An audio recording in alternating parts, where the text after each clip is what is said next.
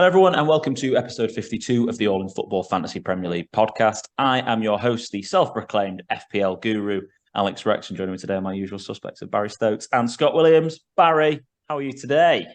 All good, catching up. That's what I saw it's all about. Yeah, mate. Hey, you're getting a nosebleed up in fourth in our league, I see. Scott, how are you getting on? Yeah, all good. Dropping down. No movement though. Still in 12th. Very dull. Very dull. I'm about to start sprinkling some paprika, some little bit of spice on my team, I think. I think it's a very good move. I've accidentally needled you in my analysis of blank game week 25 by only analysing the top 10 teams in the league. I didn't realise you were 12th until we just spoke now. So anyway, it's fine. Baz, you get a bit of analysis. Hope you're looking forward to it. Thank you very much for joining us and tuning in. Don't forget to follow us on our social media platforms, On Football Pod, On Football P, Twitter, Instagram, and TikTok. And then also to like the video on YouTube, subscribe to the channel, and also subscribe to wherever you get your podcasts from.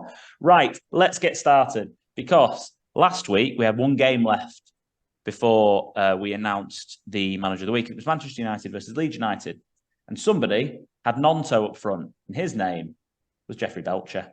Manager of the week with 109 points, breaks the century, with Rashford triple captain as well. Kepa in goal, Trippier, Shaw, White. De Bruyne with 1 point. Can't get any points at the moment, KDB. Yeah, Rashford 60. Fernandes 12, Odegaard 2, Haaland with 2, Nonto 11, and Tony with 1. So congratulations to our manager of the week, Jeffrey Belcher.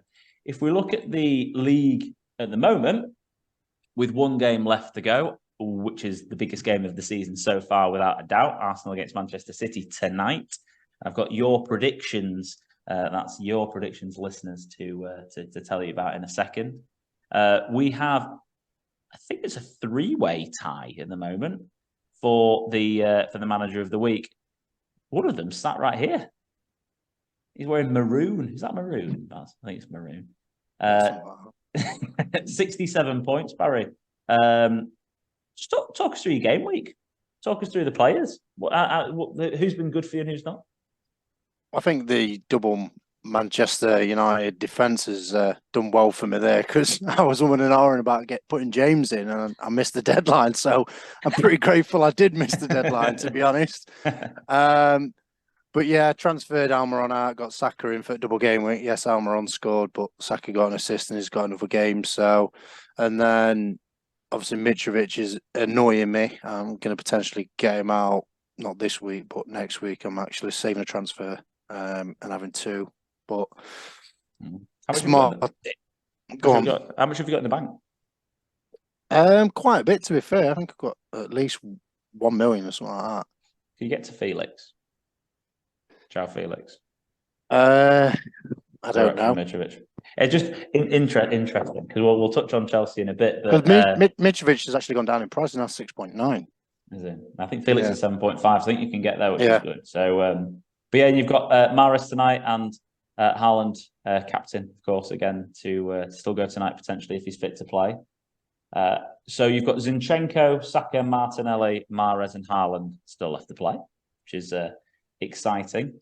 Other people on 67 points. Sorry, Baz, do you have anything else to add to the end of that? No, that's it, mate. No. I didn't want to get clear. We've got you're currently in the manager of the week stakes ahead of our favourite Howcroft that listens to the podcast. It has to be said, Heather Howcroft. 67 points. She did take a -4 though, so if it comes down to a tiebreaker, Heather, unfortunately, Barry is still winning. So you have to get more points than him tonight. And you've got White, Martinelli, Saka, Haaland, and Mahrez. So it's White versus Zinchenko between you two. Come on, White. Come on, White. Pop up with an assist or something. In fact, that's only 3 points, isn't it? Pop up with a goal, and then you'll be there. So Heather in the running for that one, and then we've also got Steve Cousins, 67 points level. You two transfers. He's got Saliba, Saka, Mahrez, Martinelli, and Haaland. So it's White versus Zinchenko versus Saliba for manager of the week. But there is also still an outside shout, and it's not that outside of a shout, to be fair, because if I can find him somewhere down here in the midst of me, Yeah, Martin. Martin Wheel.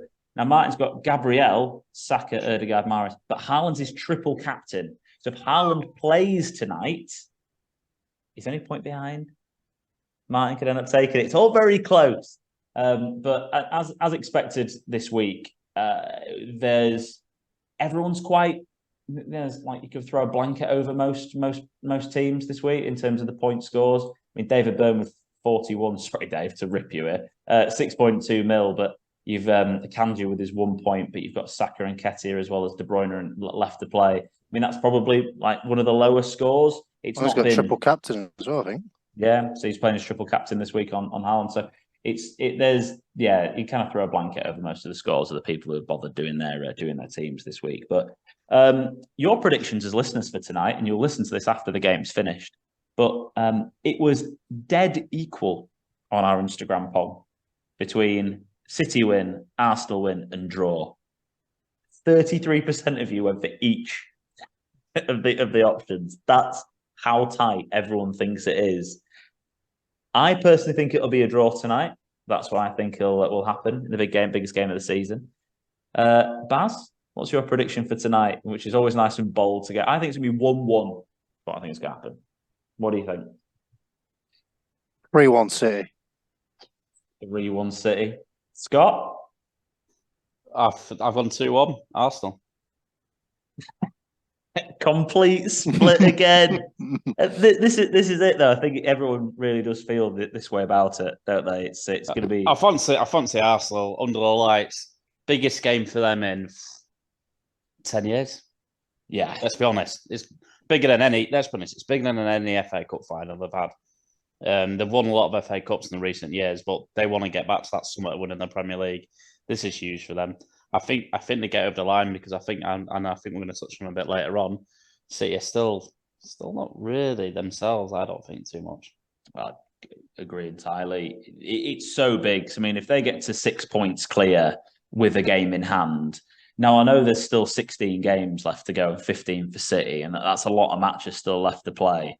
But Arsenal, they don't have any League Cup, FA Cup. They're not in the Champions League. They can basically play their first 11 every single week in the Premier League. That's been so settled. They've done so well and only lost 2 games all season to basically the 2 best teams in the league, Man United and Everton.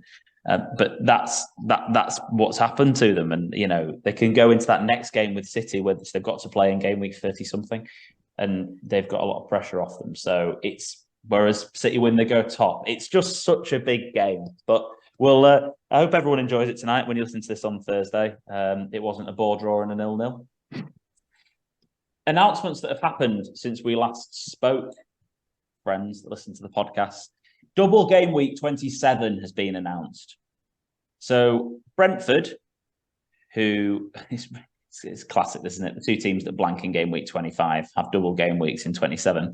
Everton away, Southampton away for Brentford. Brighton have Leeds away and Palace at home. So 2 very good double game weeks for both teams. Crystal Palace have Man City at home and then Brighton away, which is obviously a very, very tough double game week for Crystal Palace. So we can basically ignore them anyway. They have Arsenal playing after, so Palace are still a team not to touch. And Southampton have Man United away and Brentford at home. That are 2, again, incredibly tough fixtures. Apparently Jesse Marsch isn't going to become their manager. I've read today that talks have broken down. So who knows what's going on at Southampton at the moment. We'll come to them when we review the game week, because Nathan Jones's last hurrah was a funny game. Immediate reaction to the double game week, Scott, in terms of fixtures, excite you or not? I mean, my reaction at our little WhatsApp group, I think, was meh. I think it's because you look, like you say, you can rule Palace out. You're never going for any of their assets. Southampton as well. You're not touching on them, and then you're looking at Brentford and Brighton, which I think. But then, like you say, you got your blank in 25. So it's are you really going to bring Brentford and Brighton players out your team to put them back in, or are you going to leave them in? I think you're going to leave them in probably if you've got them in, but I wouldn't be rushing probably too heavily. someone like Matoma, maybe someone like that. Tony, if he keeps scoring, and I don't know what's going on with him. Should be banned for about 12 years, but apparently that's still ongoing. Exactly, I know. Yeah, Still playing every week, isn't he? it's And still, like, it's still when's he annoying getting me. banned? When's he They're getting looking banned? I think they're looking through every single bet that he's done. So But he's going for all the betting slips. Jesus. Yeah, Does he then that's just it. keep putting on more bets to make it Yeah, last that's longer? it. Then Probably might as well. It's a good idea, that. yeah, keep it dragged Um, out. But yeah, not the most exciting, but you've got two teams in Brentford and Brighton that you're gonna probably want one, maybe one of each in there. Maybe a Tony and Matoma, something like that, or a Brighton defender, something. It's not something to get too, you know. It's a differential captain as well, because you're probably going to captain one of them too. Who think? are the big boys playing that week? Yeah, I know Man City's got Palace, haven't they? So yeah, Arsenal home or away? Fulham away. City Fulham got away Palace is tough. away. Palace away. Because they're away, I think that makes a lot of difference. I really do. Just United have Southampton at home, and Yeah, are you going to stay away from Rashford for a captain there? for potentially a Tony against Everton and Southampton, I probably would go Tony, wouldn't you? Because you also know, like the point is that Rashford does only really score one goal every game. You know, because that is true. He tends to not get. He got a goal and an assist in one game, but in terms of explosiveness, yeah, I think you've got to keep your eye on Everton and Southampton, though. Obviously, Everton lost on Monday, but Liverpool, they were fired up for that game. That was like the Liverpool of old a little bit. You've got to keep an eye on them. I think Dyche will have them compact and hard to beat, and it's whoever Southampton getting in the next week or so. Are they going to be hard to beat? Is it going to be a new manager bounce? Because that double game week, if that was, I don't know, a couple of weeks ago, my God, yes, captain, whatever, the Brentford players. But now I think it's a very different picture. In terms of the form table, Brentford are top in the last 6 games in the Premier League with 4 wins and 2 draws, and Brighton are third, only behind Man City with 3 wins, 2 draws, and a loss. Brighton have scored more goals than any other team in the league in that period of time with 13, and Brentford have got the equal third most with 11 goals, which is the same as Man United and Leicester. So, and Brentford also, in terms of goals against, have got the equal best defence with Newcastle. So I know the fixtures have been okay for them, but still, they've not been that easy. And they've had Arsenal in there, for example, for one of them, and that's one of the goals that they've conceded. So Brentford's form is very good. They had City in there as well, didn't they? Oh yeah, I think they did. No, they did. Did they have City in there? That was the last game before they. Yeah, we've not had 6 since then, have we? I don't think. I don't remember. I'll have a quick look. Baz, your take on the double game week announcement? Not really changes, I don't think. Really, to be honest, I've got no Brighton or Brentford assets, so I probably would leave my transfer on 26 and then get a Palace and not Palace, a Brighton and a Brentford player in. They go crazy. They beat West Ham 2-0. Brentford beat Liverpool 3-1. Bournemouth 2-0. Drew with Leeds 0-0. They beat Southampton 3-0 and then drew 1-1 with Arsenal. So they have beaten Liverpool, West Ham, and drawn with Arsenal in it. It's a good run. It is interesting because you're not going to back them again. I mean, in terms of the game week 24 that we're going into, you're not going to back them against. You will back them, against Crystal Palace, but you're not going to buy them before a blank. That's what I meant to say. And then they have Fulham after, which is a tough game. So if you're going to get them in, you're probably going to buy them in for 27, aren't you? That's kind of the only way it's going to work for you. Interestingly, the way that it falls then for chip strategy. So a lot of people, you get the timer out, lads. A lot of people have asked me about chip strategy, and you basically can't plan for it until after game week 25 has finished and the FA Cup fixtures have finished, because then at that point you'll know who blanks in game week 28. You're going to know a lot more about who's going to play in game week 29 in a double game week, and you're also going to know a lot more about the structure of the games that are going to be in game week 32. So the long story short is you need to be looking at certain teams like Chelsea, Arsenal. Those are the two main ones really, because they play in game week 25. They play in game week 28. So one of them doubles in 25 in Arsenal, and Chelsea will probably double in 29. So you kind of want to hedge your bets, really. You've got the game week 25 double game week as well. You could potentially bring in one Liverpool player for that. Game week 32 could still be a massive minefield. We don't know who's going to play in that at all yet. So if you can navigate this without using a free hit, then that's great. My biggest worry is that if you go all in on game week 27, you have to probably use your free hit 28. So a lot of people have talked about wildcarding in game week 27, so they can get some double game week players in, and then also, you know, keep a few Arsenal because they've got a good run of fixtures. Then free hit in game week 28, and then invest. Then you've still got a bench boost in game week 29. That's a possibility. But then you're open to the game week 32. And the biggest problem is that if you're going to go all in on game week 27, well, you're going to have to do it via a wild card, because otherwise you're going to end up potentially screwing yourself over. Like if you go for Liverpool, the perfect example is this. You've got double game week in game week 25, which is Liverpool, right? They've got Crystal Palace and Wolves. They're very good fixtures. You're not going to buy a Liverpool player before they play Newcastle, really, okay? So you buy one or two of them for game week 25. If you start trying to get three of them in, there's a potential that they blank in game week 28. And then they also might blank as well, like later on in the season, or they might not have a double game week in 20. You just don't know what's going to happen. So you've kind of got to hedge your bets. So anyway, yes, one of the strategies is potentially wildcard 27, free hit 28, bench boost 29.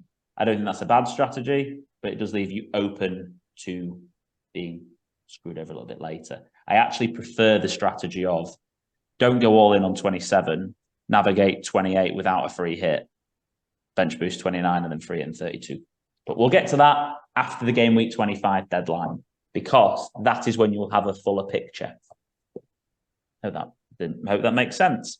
And that's why we're going to look at Chelsea in a lot of detail. So before we get to the review of the fixtures, I want to talk about blank game week 25 and our league.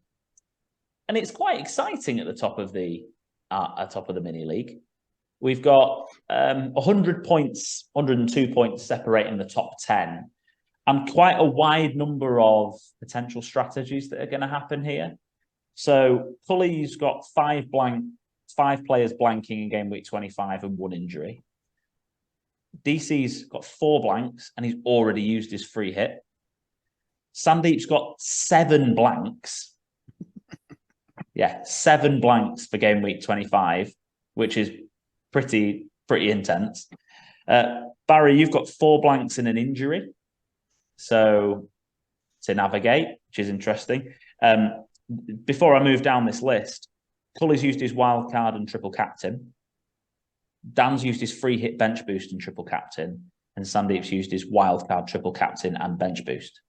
So Sandeep does have his free hit left, but if he free hits in 25, then how's he going to play out 27, 28, 29? It becomes quite difficult. That's when you have to plan ahead and you need to have this information. But yeah, Barry, 4 blanks, Dave Byrne, 5 blanks and an injury. Jeff, 4 blanks, Gav, 4 blanks and an injury. Rich, 5 blanks, Dimple, 4 blanks and an injury, and 1 player that's been dropped. I think it's Kinder Bueno. And Big Carmichael's got 6 blanks and a player that's dropped.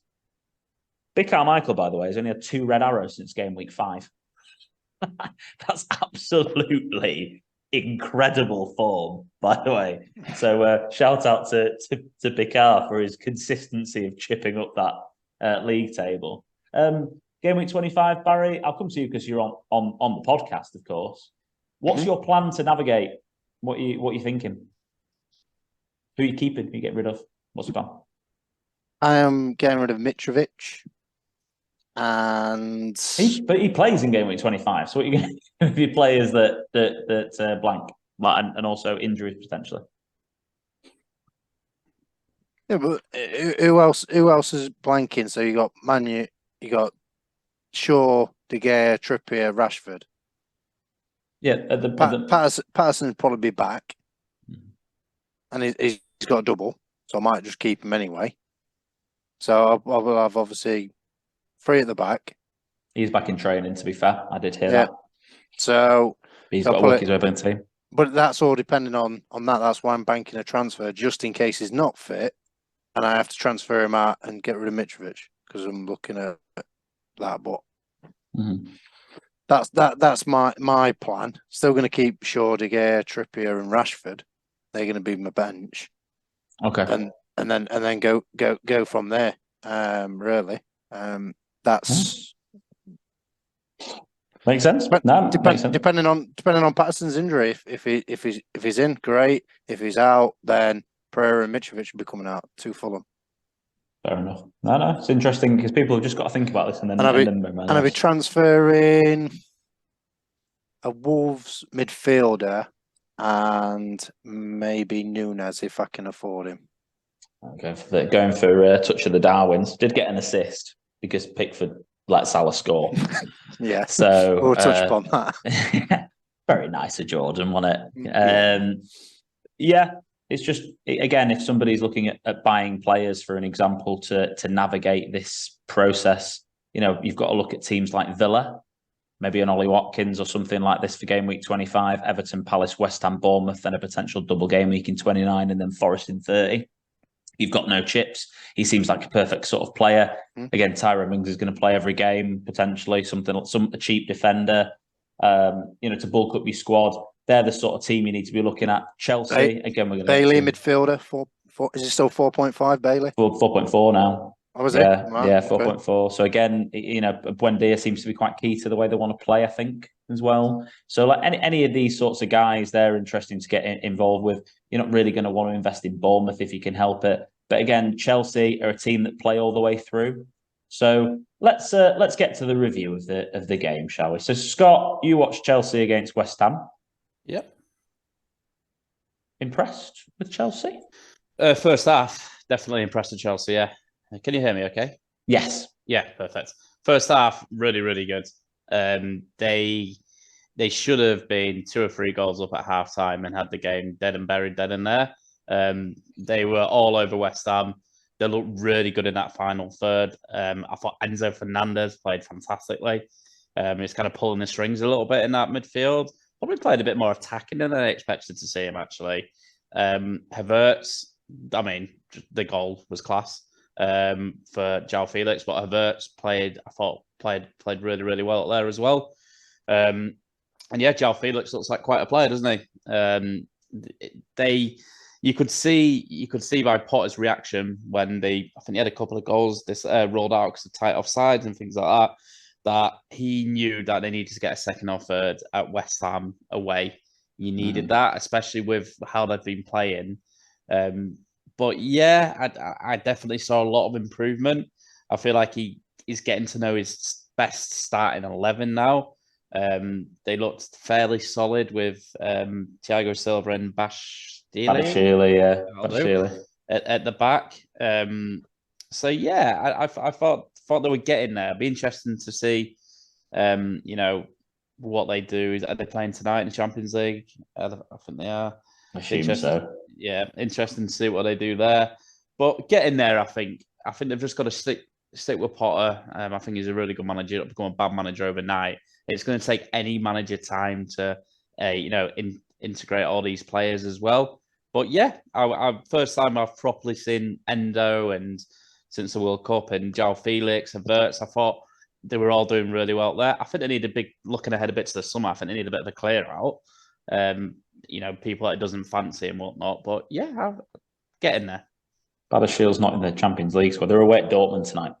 But Bashir's not in the Champions League squad, which is interesting. So, by the looks of what Potter's doing, he's going to play in the league. But I don't know if he's going to then want to have a settled partnership for the Champions League if you get further. I don't know. That's a bit of an odd one. But yeah, I do know what you mean, though. I think he's sort of getting towards that team that he wants. Havertz has been ever present.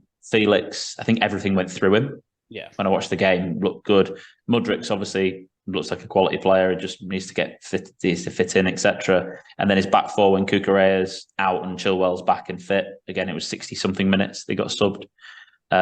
He's sort of finding out what his best defense is. But Felix is 100% on my radar at the moment, I think, as well as James as well, the third highest XG in the game.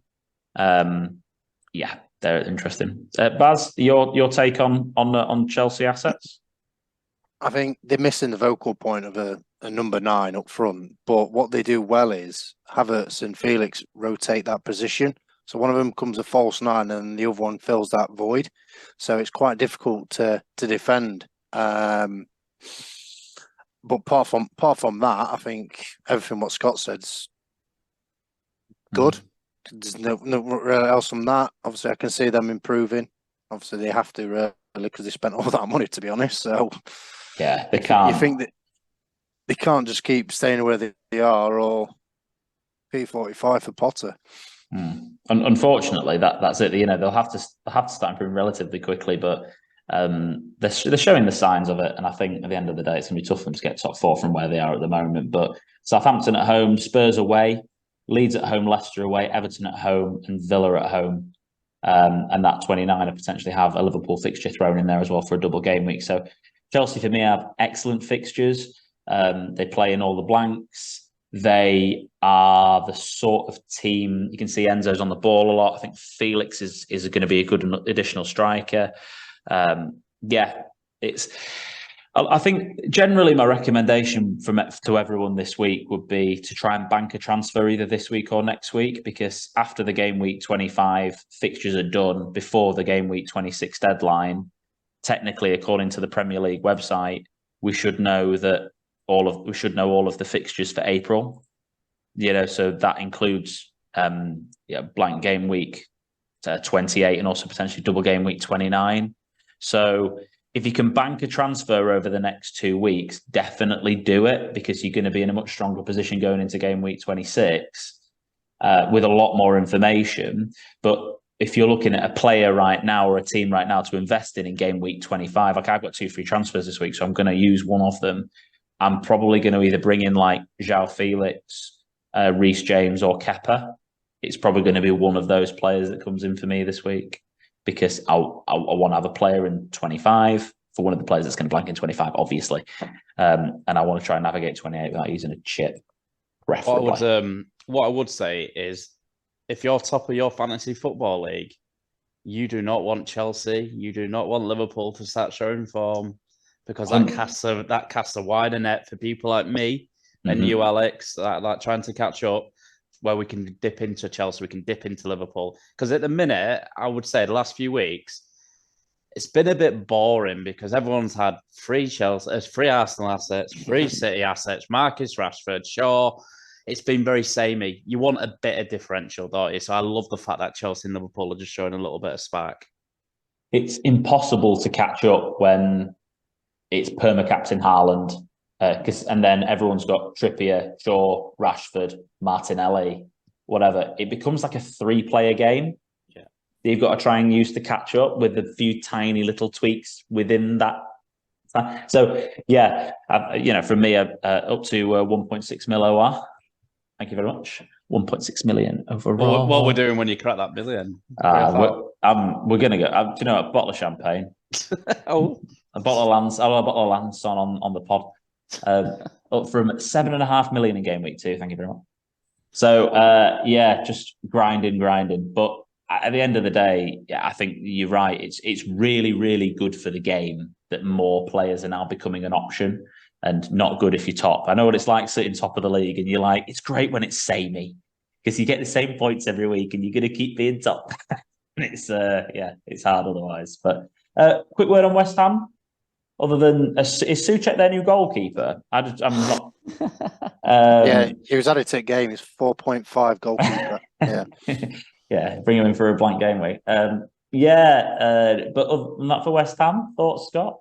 Yeah, I like West Ham, as you know, closet West Ham fan. I thought they'd do a lot better this season, but yeah, they looked okay. I think they just need to get.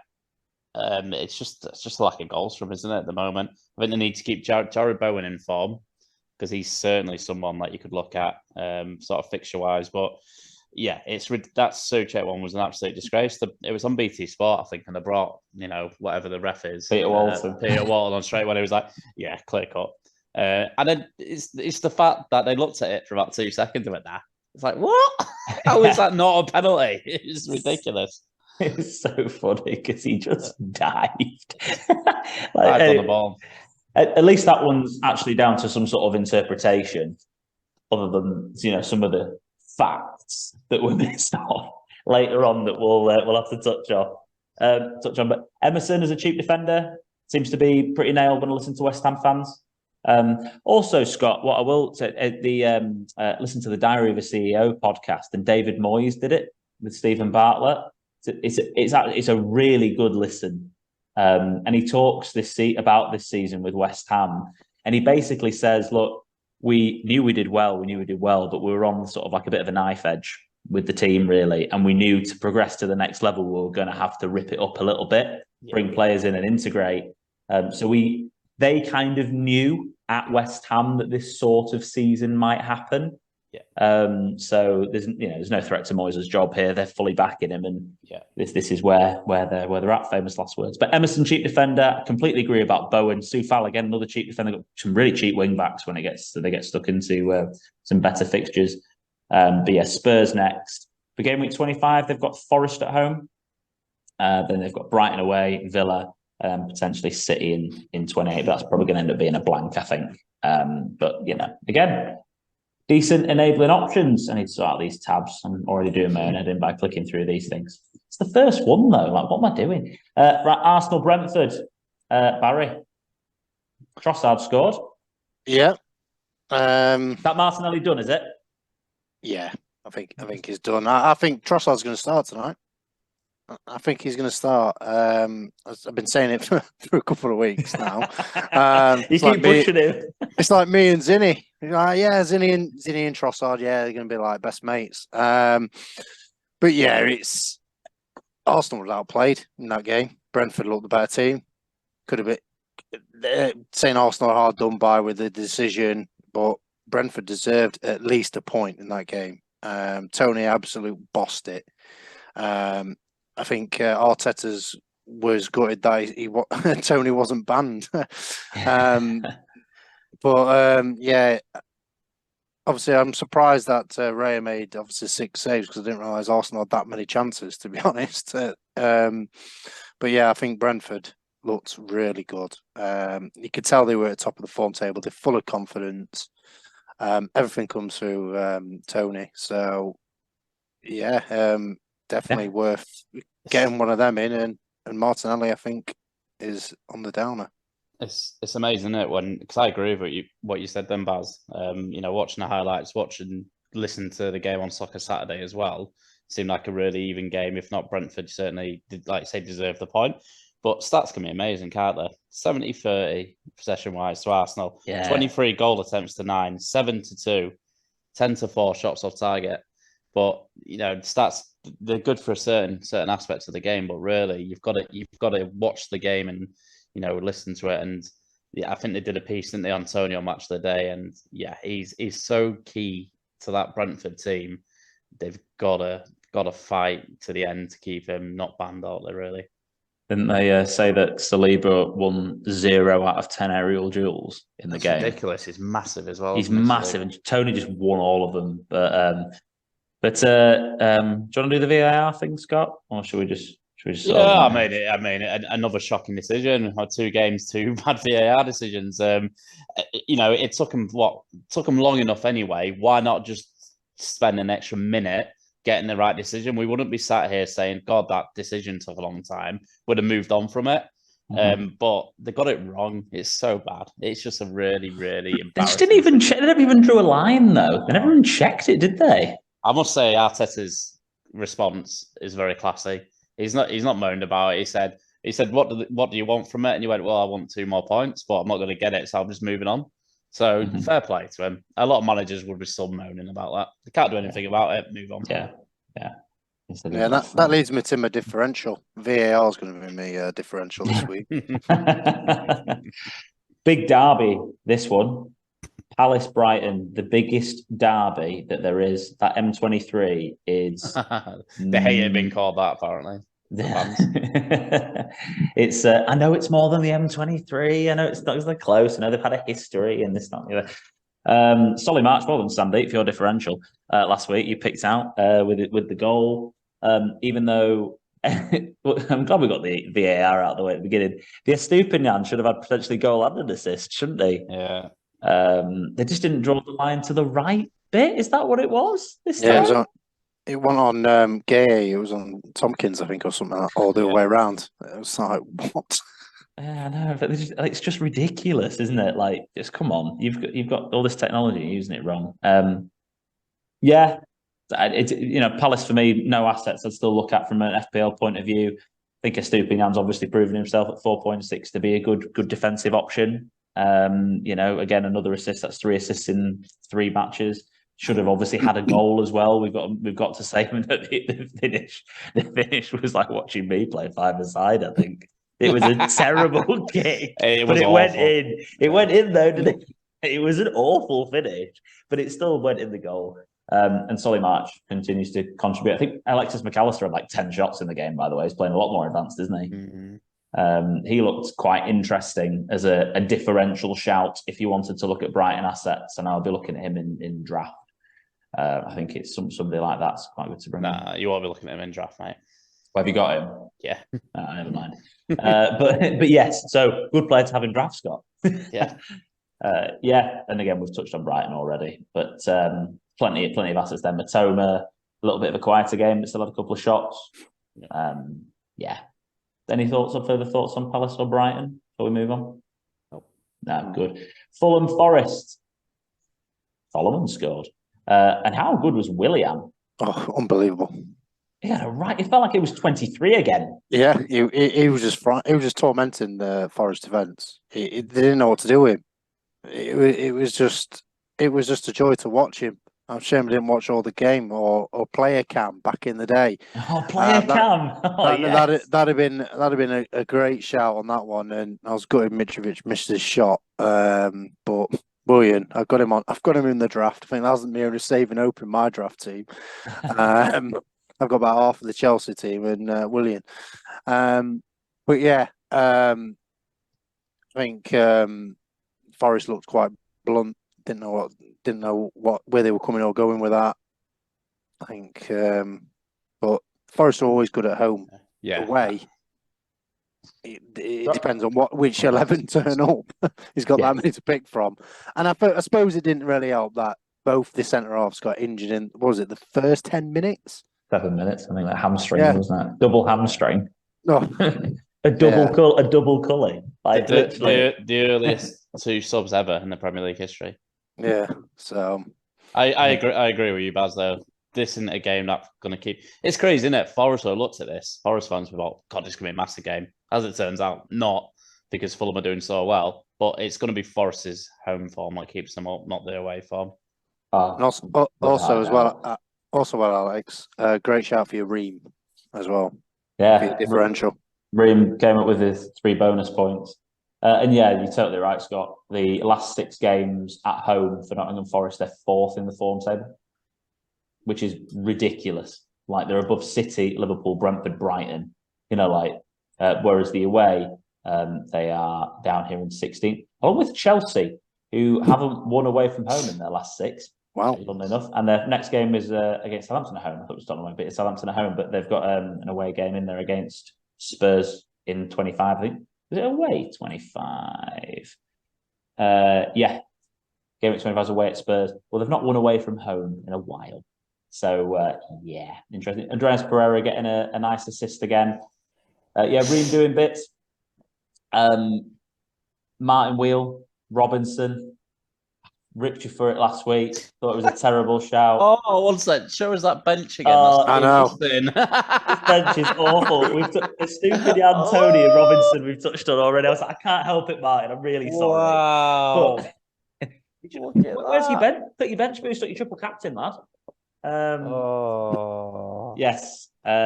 He went for Leno Robinson. He played obviously Trippier, Gabriel, but Robinson then with 8, Tony 9, Estupinian 7. The podcast listeners with a very exciting 24, 26 points on his bench.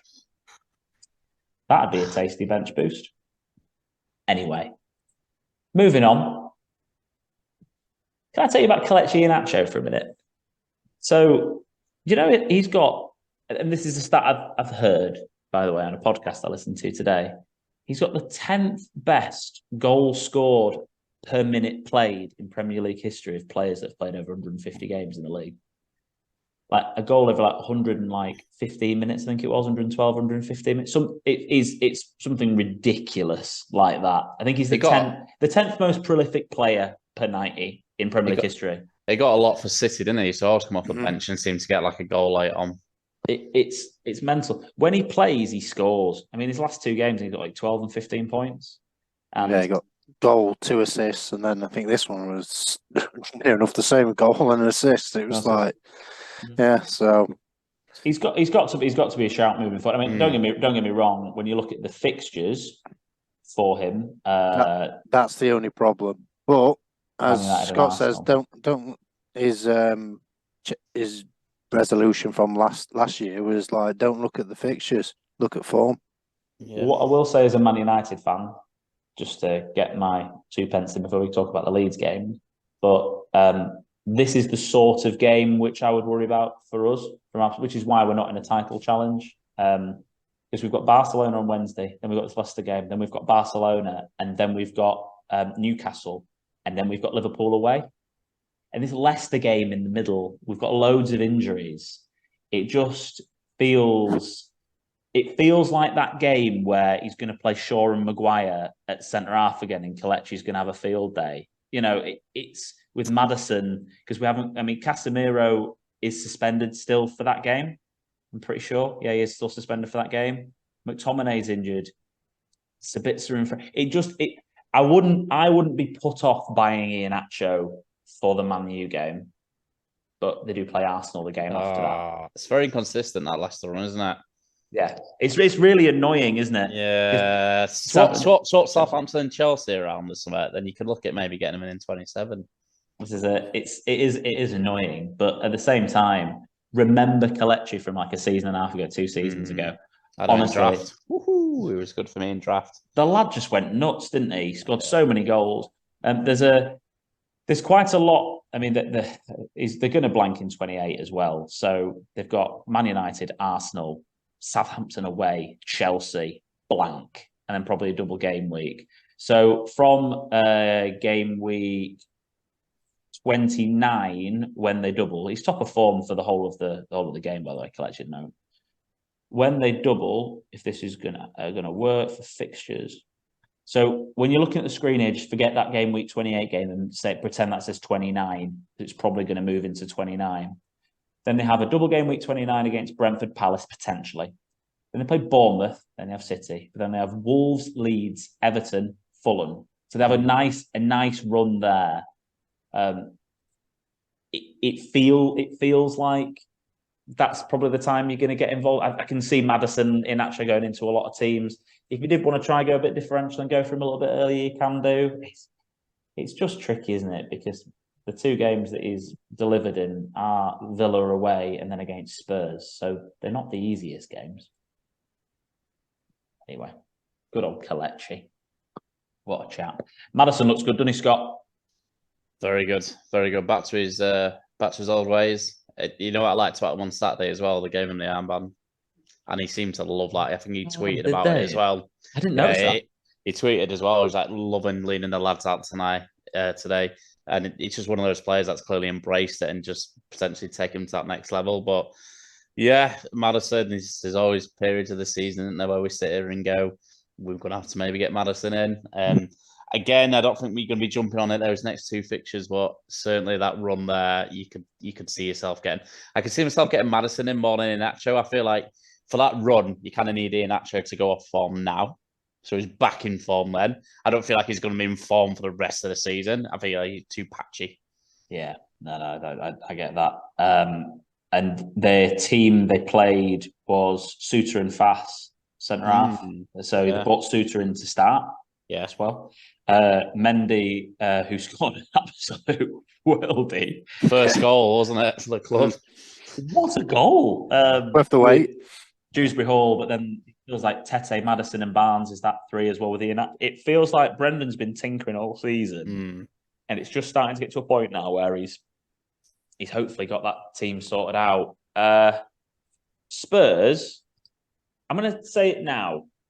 I'm a bit worried about them moving forward with that injury to Bentancur. He's so important to them. It's Son's off form. Kulu, since he's come back from his injury, hasn't looked anywhere near as good. I just worry about Kane as an asset at the moment. And it's frustrating because actually, in terms of fixtures for Spurs, they've got West Ham, they're playing 25 Chelsea, then they've got Wolves, Forest, Southampton, and I've got my screen's messing about, and it's a good, easy game. Yeah, Everton. So Wolves, Forest, Southampton, and Everton. Like, they've got really good fixtures, so I don't want to transfer Kane out, but I do worry about them. And I feel like if you want to sort of make a move to sort of gamble to catch up, maybe getting rid of him is a move with West Ham and Chelsea that you might want to do with them injuries. I know. What did you make of Spurs? Anyone want to comment on good old the mighty White? Shocking.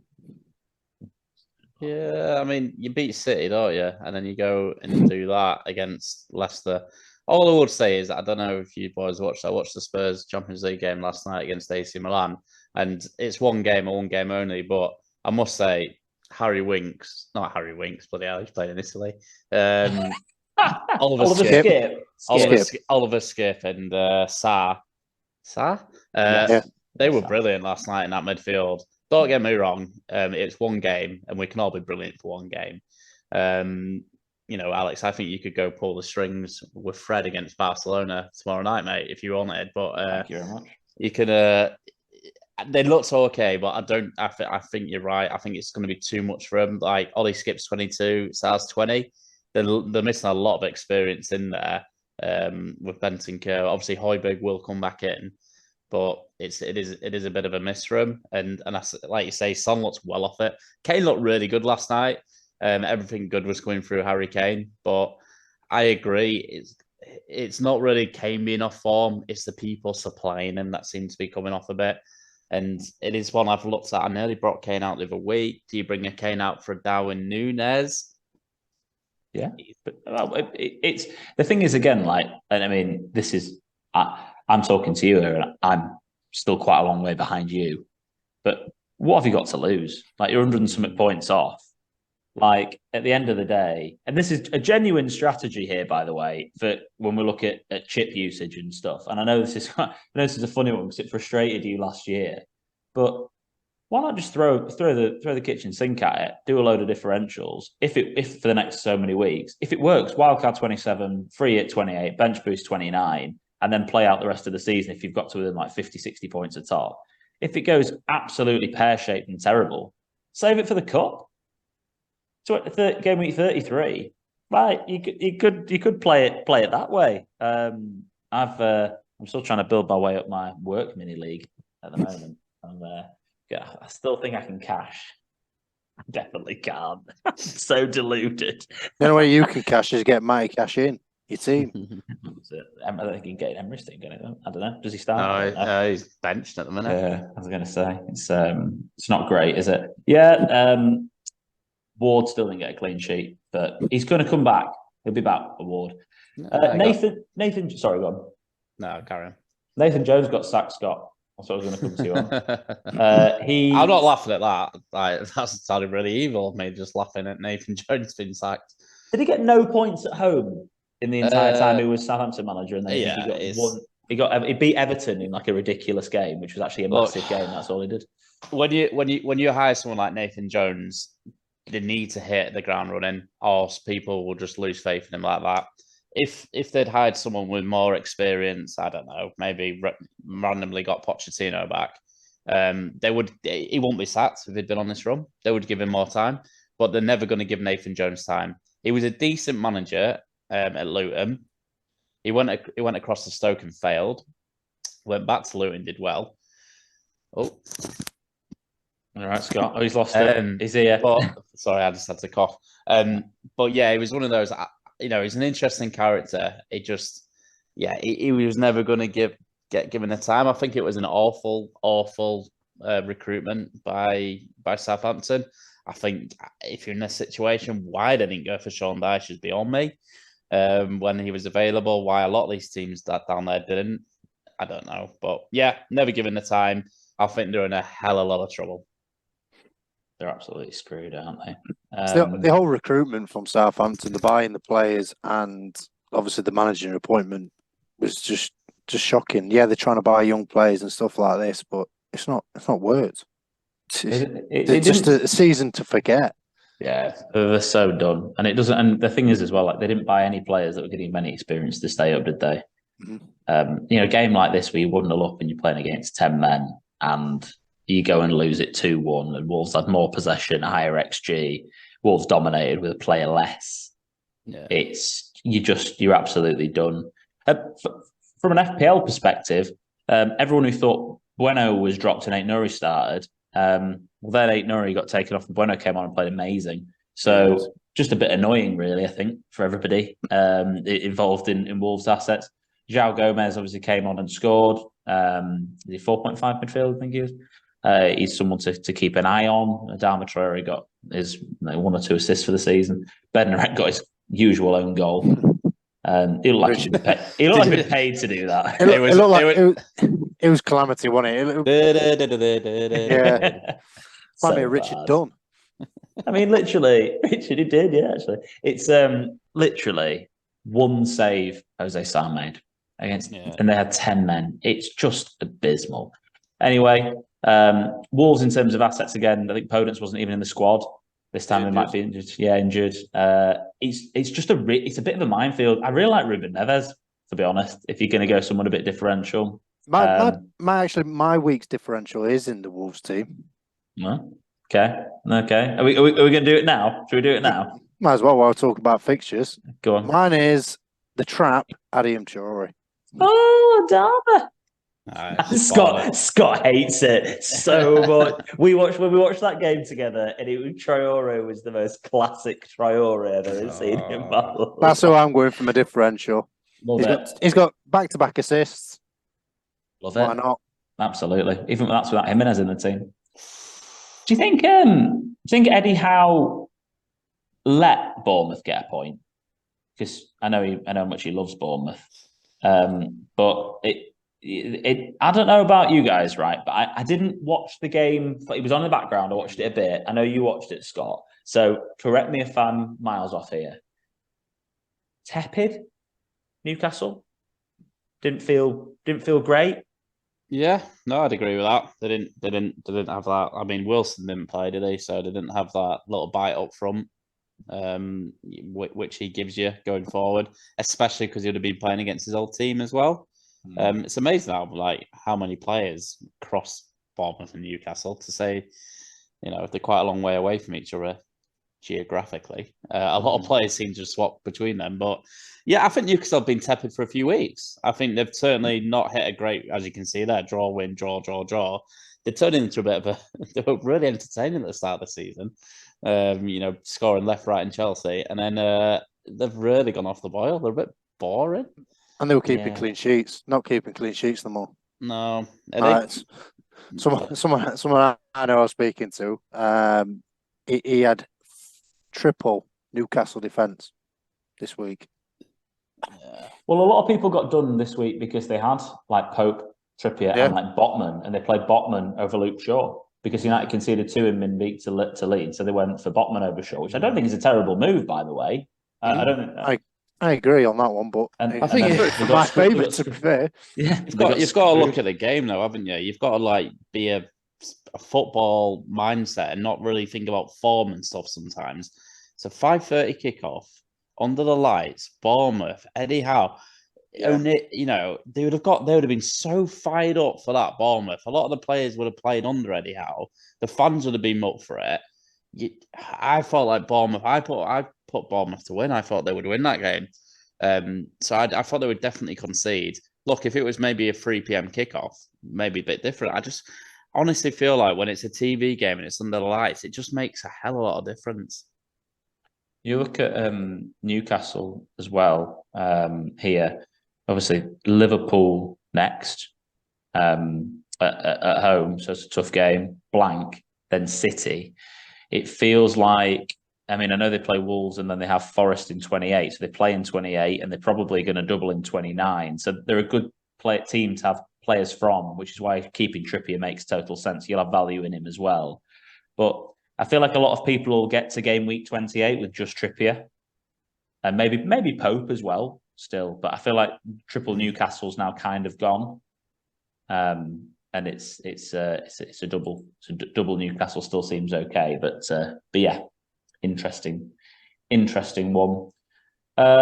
Leeds played Man U in the early kickoff. I'm going to close through these tabs now, so that's going to speed my computer up a little bit. Leeds played Man U. Did you watch the game, Scott? I did. What did you think of my boys and I thought and my other boys? I thought the game was quite boring for like 70 minutes. Having gone to the game at Old Trafford last Wednesday, I have witnessed that. Luckily, firsthand, I thought it was a fantastic game. I felt like it was pretty boring. Obviously, that the crowd were up for it, and the atmosphere was good, but it's very tepid. I think I put in our little WhatsApp groups. Maguire's just so slow on the ball. Just get it and pass it. Get it and pass it. I don't know if it's because he's like a fridge that it looks like he's even slower, like compared to someone like a Varane. But there wasn't enough movement. There wasn't enough zip. Leeds was certainly the better team for a lot of that game. Majority of that game, they were the better team. Bruno did have a chance first half, which he should have buried, but Leeds had a fair few chances themselves. They looked better going forward. They had more passion. But if you're going to be finishing even an outside sniff for a title, these are the games you've got to win. And Man United won it because of one thing and one thing only: a clinical cutting edge. Which Leeds have not had, and Leeds fans themselves have been saying they've not had for months. So, they've got a Bamford who is so out of confidence.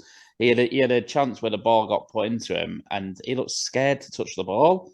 Compare that to 2 seasons ago when he was in England squads and whatnot. Compare that to a Marcus Rashford who can't miss. I mean, that goal, the goal he scored was fantastic. And yeah, they just had that little bit of, that quality coming off the bench. I thought Garnacho was unlucky. I was surprised to see him dropped. I thought he played really well on Wednesday. Mm-hmm. And again, he's come on and he's got the goal and, put the game to bed. Yeah, I was, probably like you two boys sweating the double Man U clean sheet, and you two are trying your best in our WhatsApp group to to jinx it. Well, I don't know how many chances Somerville needed in the game, to be honest. Yeah. It was pretty ridiculous. That Leeds should have absolutely been ahead in that game. And I watch it from a Man United fan perspective, but both teams. And as I was watching the game, I thought Leeds just deserved to be ahead. And then there was that chance of Somerville in the first half that he put over the top and over the bar in front of the south stand. I just saw Chris Clegg's face behind the goal. She's like eight rows up behind there, just like cursing. Because it was a gilt edge chance. And we're just clinical. Ten Hag made a wrong team selection. Ten Hag got away with that. Yeah. That he got away with it big time. Because you can't play Maguire and Shaw at Ellen Road at a centre half. You can't do it. And the changes that he made, bringing Martinez on, was the key. Martinez on for Malacia, putting Shaw out wide. We had the ball, then we progressed the ball better. We were in much better control of the ball. Garnacho came on with a bit of energy for Sancho because he's still lagging. Made all the difference. I'll say with Garnacho coming on, there was a more movement up top because there was hardly any. There was a reason both our goals came down the left for a reason because we changed the left side. Weghorst is terrible. He was awful. He was really bad. He's 8'9" and he can't win a header. Yeah, but he's 8 stone wet through. I think that lad. He was playing more of a false 9. It was weird. He just kept dropping deep, trying to control it. I'm like, but Man U didn't really help themselves. They didn't really put crosses in the box where he should thrive in it. But like what Scott said, he's since he's come, he's only probably won a handful of headers. Yeah. He'd put the ball in at one point. It was offside, but never mind. But yeah, we got away with one there, I think, and then we were quite clearly the better team for the last 20 minutes of the game, and then we're clinical and finished it off. City, are they back? Haaland's not on penalties. What the hell's going on, guys? City game. Scott, again, you watched live. Did you watch it, Baz? Did you watch the City game? Just watch highlights, mate, to be honest. Fine. Live. First half, Scott, City look like themselves, their old selves, do you think? Getting there. But certainly not the full-flowing old selves. They look like they're getting there. You can tell Mahrez has got confidence. Grealish, I was actually quite impressed by Grealish, I must say. Yeah. You can kind of tell why he's kind of stuck with those two. They were certainly looked like they were getting there. They were being more, and this is what a lot of pundits have been saying, they were more direct with Haaland's runs. KDB kept trying to pick him out. As much as, and I think you might touch on it, is KDB done? He was brilliant. He was so good. And as a KDB owner, I was annoyed that he got 2 points. So I'm be keeping an eye on him tonight to see how they get on. But he was actually really, really good. He was back to his best, I think, KDB, or getting close to it. City certainly getting there. I mean, they'll be disappointed not to keep a clean sheet. I mean, they've not kept many at all this season. And, you know, there was a period just after Watkins scores where there was a couple of little half chances again for Villa, and that would have been a very nervous last few minutes if they were sniffing that goal. But yeah, getting there from what I saw. It's difficult, isn't it, with De Bruyne? Because since the World Cup, he's got 2-1-3-5-0 because he didn't play 6-1-2. It's just hard when a guy's, it's 12.4 million. I think if he doesn't return, he's got obviously Arsenal now. No one's selling him for Forest. They've got Bournemouth away in game week 25. You say no one's selling for Forest. I tell you now, if he does nothing tonight and Mahrez, there's no chance I'm sat here as a non-Mahrez owner again. I think I'll sell him for Mahrez. Do you think you'd try and work Mahrez in a different way though? Because I think if I've got 2 City assets, I think I'd try work Mahrez in for Martinelli. Yeah. And then I'd want 3 City players for the Bournemouth game, and then for 25, if he doesn't deliver, then I've got Mahrez, De Bruyne, and Haaland. I might take De Bruyne out of the cellar if he looks any good. Yeah, I mean, I've got Ake, who's dropped obviously the game, last game, wasn't he? So potentially he'll start tonight. Okay, yeah, they played 3 at the back, didn't they? And Bruno's Bernardo Silva kept going into defence. I was like, what? Left back, yeah. Yeah, I was like, what's going on here? He's like playing centre half now. He's at left back. I'm like, bloody hell, he's usually an attacking player. When I looked at the lineup, I'm thinking, wow, this is going to be a new 2-3-5 formation here. Yeah. And then obviously it shocked me when they did an analysis on Match of the Day. But he's an incredible player. Yeah, and if you could play football, you could play football, and it doesn't matter what position you are in especially in Pep's teams as well, because it's all about keep ball. So, and yeah, Sorry on. And like what Scott said, I think the big difference to make City tick is keep the ball. When there's an option, when the defense is pushed up over the top, Ireland's in. He's just like a lightning bolt. It's just great. It just gives you that other option that they've missed. Your man. Sorry, really quick. I just wouldn't be worried. I wouldn't be worried about him not playing today.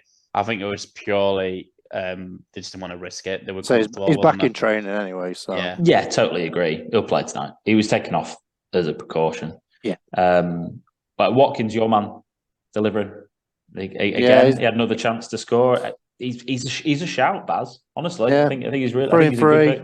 Looks like the Watkins of old. Looks like he can score with any shot, even though it wasn't a blast. It was more of a tamed effort, and it went in. So it's. But like I say, this is the thing. You've picked him out as an option, and this is why he's so good. I mean, don't get me wrong, Arsenal at home is a tough game in 24, but Everton, Palace, West Ham, Bournemouth, a probable double game week with Chelsea and Leicester. Then he's got Forest, and then I know it's Newcastle after that, and then I don't know who Newcastle. I don't know who is after in game week 32. I can't see it on my screen. Brentford. Brentford, and then Fulham in 33. A really good run of fixtures. He's obviously going to play. He's in form. I think he's a great shout from you, Baz. Bring him in? You're going to bring him in? Not now. No. Not for this week. Anyway. Bring him in, and he'll turn crap again or something. It's not curse, as Cully keeps saying. He's definitely somebody who I'm considering bringing in to help navigate those blank double game weeks, etc. Kind of need, and I don't really want to push this because I don't like anyone getting injured. Kind of need Helena Kane to get injured, and then it's going to free up stuff like getting Watkins in, someone like that. Yeah. Because at the moment, Nketiah is such an easy third striker to put in as well. Liverpool to finish off with.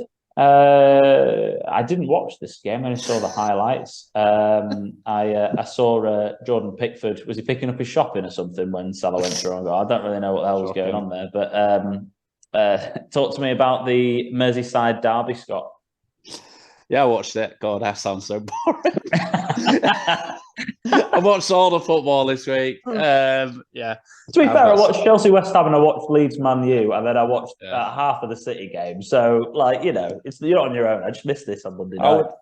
I would just say copy paste from what I kind of said about City. They kind of look like they're getting back to where they were. I mean, if you're not up for a game at 8:00 under the lights at Anfield against Everton, you're never going to be up for a game, are you? So they needed to come out. They needed to come out all guns, all guns blazing, and they did. They looked all right. To be fair, I thought Salah looked all right. I must say, it seemed like he were getting on the ball a lot and trying to make things happen.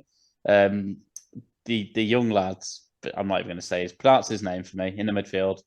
Bajetic. By the way, what an accent he's got. I don't know if anyone's ever heard it. It's a mix between Spanish and Scouse. It's unbelievable. Give the interview a listen. But he was brilliant in that middle. Obviously, not really for fantasy football, but just as a general, I thought he had a fantastic game. They've got players coming back. They had Van Dijk on the bench, they had Firmino on the bench, they had Jota coming on. They've got some of their really key players coming back now at a really crucial time for them with the Champions League. So I think it's not on, it wouldn't be shocking to see them go on a little run now. Use this as a catalyst. I think Virgil is going to be massive going back into that team. You had Robertson looking like an absolute S-house. He was. I loved that clip. That I saw of the kicking off when he laughs in. By the way, I'm going to be a completely biased Man U fan here. Cody, it's a red card. If Casemiro is a red card, it's a red card. Grabbed him around the neck. It doesn't matter. It annoys me when I see these things because I'm like, we want consistency. Another VAR thing. Anyway, sorry. It annoyed me that. It shouldn't. I don't think it shouldn't. Whatever. I don't want to see people sent off for, that because it was actually quite funny. But it was just annoyed with the inconsistency. But I love Robertson when he's in that mood. He's going to deliver. And laughing in his face was funny. Gakpo scored. He looks all right in the highlights. Yeah, no, he played well. I thought they all did all right. All right is what they did. He had a couple of moments where he picked the ball up and just ran at him, like we kind of saw in the World Cup. It got him a little bit, which I was quite impressed with. But there's a good player in there, but it's whether they do an Ollie Watkins or not. I've listened to the podcast last week. It was like, he doesn't like the colour, he doesn't like the pressure of Danny Ings, so now he's playing better. Now these players are coming back. Your Gakpo, Salah's probably not going to get dropped, but your others are up for grabs, aren't there? You're going to have a lot of players vying for those positions. Now you've got Firmino and Jota back. And I don't think Diaz is a million miles away, right? From, I think he posted some on social media the other day. So there's going to be a lot of competition for places again. So I wouldn't be surprised to see them go on a little run. It makes it really difficult for free hit 25ers if anyone was free hitting in 25, because a free hit team in 25 will have 3 Arsenal, 3 Liverpool, 3 City, some West Ham, Wolves, Leeds, Everton, Villa, sort of makeup of a team. And, beforehand, you could probably put Gakpo, Salah and Darwin in quite comfortably. Now I'm not so sure. You could definitely go with Salah, but, Darwin's an outsider shot potentially. But let's be honest, if you saw a front line in those 2 games of Firmino, Jota and Salah, would you be surprised? I wouldn't. No. So it makes it really tricky for game week 25 free hitters. So Sandeep, it makes it really difficult for a man who's got 7 players not playing in that week. He's going to have to take some hits or play with 10 players, which, if you're going to play with less players, then do it in a blank. But the problem is you're doing it in a blank when there's also a double. So it's really like 28. If you're going to play with 9 or 10, it's not the end of the world in game week 28. Because everyone else is going to be in a similar boat and it's only a blank game week and not a double game week. So it's okay, but you're worthwhile taking -4s in game week 25 as long as it doesn't screw you over long term for a blank player out, for a double game week player out, because if they get 2 appearance points per match, then you break it even, aren't you? So you need 1 clean sheet to be 1 point net up. It's definitely an interesting time. Barry, I know we've run on quite a bit here.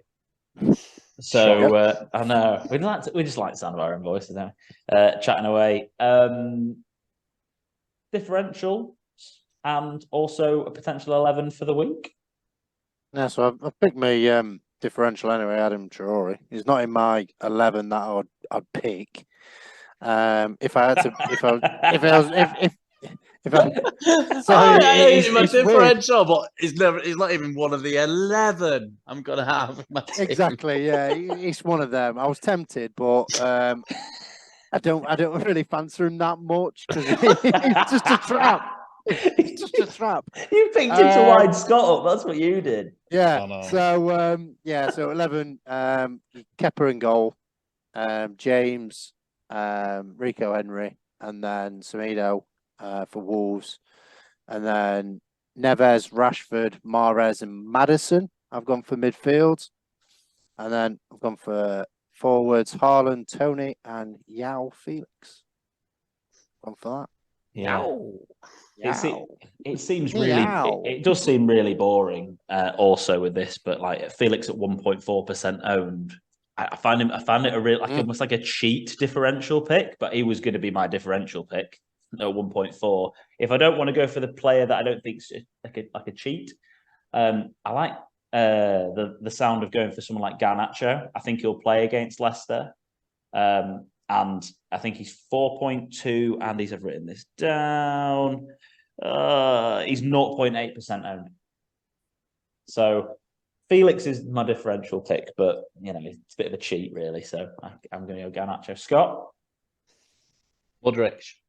Okay. Well, what's his ownership, Scott? Quick test. I think it's 0.9%. It's 2.8, mate. But good try. Oh, it's gone up a lot. A lot of people transferring him in. They all agree with you. Yeah. Yes. I think we're looking at some good options there, and I like that team. Seems pretty good, Baz. To be fair, I mean, we've obviously debated this already, and you've obviously got some players in there that are relatively obvious, Haalands, etc. But there are some players in there I think are going to be some good differentials and perform well. I'm going to skip doing the pod team because I want to come back to that when we do our wild card actually and get all the listeners involved, and we'll just wrap up with fixtures and captains. The deadline is 11 o'clock on Saturday, the 18th of February for game week 24. The early kickoff to avoid is Aston Villa at home to Arsenal and BT Sport. Still under 2.2 goals as an average on the kickoff. Then we've got Brentford Palace, Brighton Fulham, Chelsea Southampton, Everton Leeds, Forest City, Wolves Bournemouth, and then Newcastle Liverpool, which sounds like a fantastic game on Sky Sports at 5:30 on Saturday. Then United, Leicester and Spurs playing West Ham. Forest have a fantastic home record. Manchester United are playing Leicester, which could be a trap game, could be heavy rotation. Arsenal are the early kick-off. Who's your captain? Everyone's going to City. Everyone's going Haaland, aren't they? Yeah. Still, out of pure fear. If I wanted to pick someone different, Here we go, Traore. no, I would actually probably go Reece James.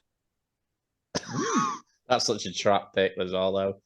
Wow. If I had to like pick it. someone randomly, because it's probably going to be Haaland anyway, Haaland or Mahrez to me, but probably Reece James to me because I've got him in my team. As you mentioned, he's got what was the third highest XG? Yeah. Potential Yeah. clean sheet against Southampton. The other game is the Chelsea game against Southampton, isn't it? And that's why, again, João Felix is somebody who I think that would be an outside pick for captaincy. I mean, United at home against Leicester, Rashford's home record's insane, and like it just it's really difficult because everyone's going to go Haaland against Forest, but I think Rashford against Leicester, it's still not. I mean, Kane's playing West Ham, but Spurs just don't look that good. There's loads of half captaincy options, isn't there, this week? And I think it's quite an interesting one. I hope we see some different picks, but I don't think we will. Scotty, what do you think? Yeah, I might go different. I'll be honest, I'm gonna watch tonight. I'm gonna see how Haaland looks tonight because I'd quite easily, I might move to a Chelsea. I'm such a home whore. I love a home fixture. Yeah. And so negative on the early kickoff as well. So yeah, I'm not touching Arsenal, mate. No, yeah, disgusting. And no Watkins. You're not even bringing him in this week, man. No. I would look at early kickoff, isn't it? Yeah. I would look at maybe Man U, but I'm not watching the game because I'm working, so I wouldn't even look at that. Yeah, I think for me, it's kind of Kane, Haaland, Rashford, or Felix for me, and it's just I just fear for Rashford's minutes against Leicester between being sandwiched between the Barcelona games and before the cup final. And I know he only needs 60 to get goal, but the injury. I think tonight for me, see what Haaland and KDB do. If KDB puts one on tonight, I could quite easily captain him. I just have this massive fear because I captained KDB. I didn't captain Haaland when they last played Nottingham Forest, and he had a hat-trick in 25 minutes, I think it was. Oh, yeah, good times. So season. I feel like my lesson learnt head is going, don't be a moron, Captain Haaland. Like, you got it wrong last time. But Forest home form, it is tricky. It is, and I might go different. I might stick it on Rashford. I do like bringing Felix in this week. Forest's first choice centre halves injured. I know. Yeah, but they've got cheeky Keylor Navas, mate. What a signing he's looking like! Wow, he would brilliant again. He's a top keeper, though. Henderson, like I said, Henderson must be out for a long time if that's the case. He ain't getting back in at this rate anyway. Coming back to United, I think, and then he's gonna be De Gea's contract's up at the end of the year. So it's all very it's getting to a crunch time with us. But anyway, we've run over. We had a nice chat, though, haven't we? And thanks so much for joining us this week, boys. We'll try and get the podcast up as soon as I possibly can do. I'm having editing issues with the video, but I'll try and get the audio up as soon as I can. Hope everyone enjoys the game tonight here between us, and enjoys the game if you listen to the podcast later on. Thank you so much for joining us this week, Barry and Scott. Don't forget to like the video, guys, on YouTube. If you are watching it, we're getting many views, but only a couple of likes. So either you hate it or you haven't bothered signing in and liking it. So sign in and like it. It'd be great. Follow us on our social media platforms, All in Football P on Twitter, Instagram, and TikTok. We put the Instagram polls up, ask for questions, etc. So keep joining in, and thanks a lot, guys, and bye for now.